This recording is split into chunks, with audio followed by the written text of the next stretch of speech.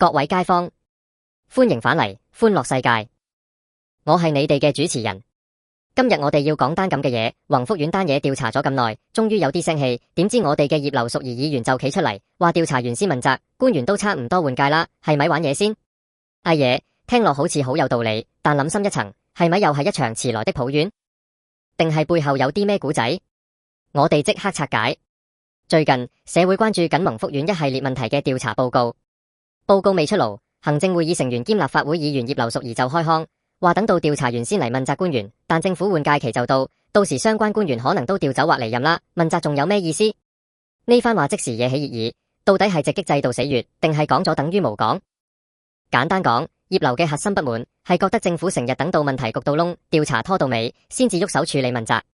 但政府換屆就嚟，好多主要官員嘅位都可能換人，到時追究起上嚟，個個都話唔關我事啦，我調咗職或者之前嘅事我唔清楚，咁問責把戲咪變成捉鬼遊戲？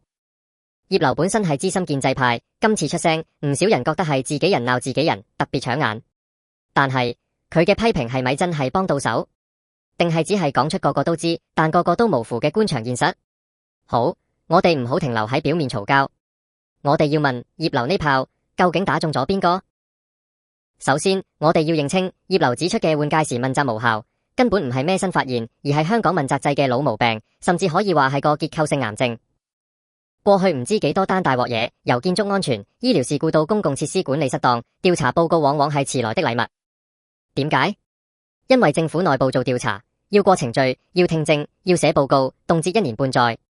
呢段時間，相關官員可能已經穩坐釣魚船，甚至準備升遷或調去第二個熱廚房。等到報告出街，輿論壓力最大嗰陣已經過咗，公眾注意力都轉移咗。政府高層於是做場戲，話嚴肅跟進，依法問責，但實際上好多時都係輕輕放下，或者等換屆自然清零。呢個模式市民睇到厭，聽到悶。葉劉今次只不過係將個皇帝新衣嘅真相，用比較大聲嘅方式講出嚟。但係跟住落嚟就要問，葉劉身為行會成員，本身就在權力核心，點解唔早喺內部大力推動改革調查同問責嘅時考？點解要等到報告就出，換屆將至，先至公開慨嘆？呢個timing好難唔令人覺得有少少馬後炮，甚至係政治抽水。作為體制內重要一員，佢有冇善用其影響力去改變佢口中呢個荒謬嘅流程？定係大家都習慣咗呢套拖字訣，到某個時刻就出嚟講兩句公道話，以示自己敢言貼地，但實際行動欠奉？呢種批評的表演化，其實對解決問題有冇幫助？從政府管治嘅角度睇，葉劉嘅言論其實係一記警鐘，唔理佢動機如何。問責制嘅原意就係要官員權責相符，做錯事要承擔後果。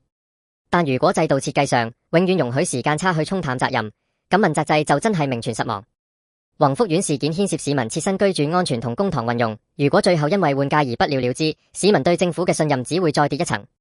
政府成日話要提升管治效能，咁點解連最基本嘅及時問責都做唔到？係技術問題定係心態問題？根本就冇諗住要認真追究。我哋可以睇下其他地區點做。唔少地方對於重大事故嘅行政調查都會設有時限，甚至同步啟動紀律程序，唔會等最終報告出齊先喐手。問責同調查可以並行不悖。香港係咪可以參考？定係我哋嘅官僚文化已經根深蒂固到認為慢就等於穩陣，程序重於結果？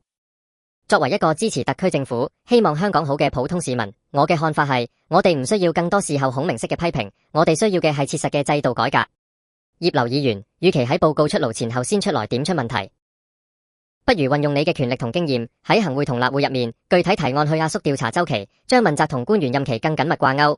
例如訂明若重大事件發生在任內，即使調職或離任，相關問責程序必須繼續完成，並公開交代，咁先係建設性。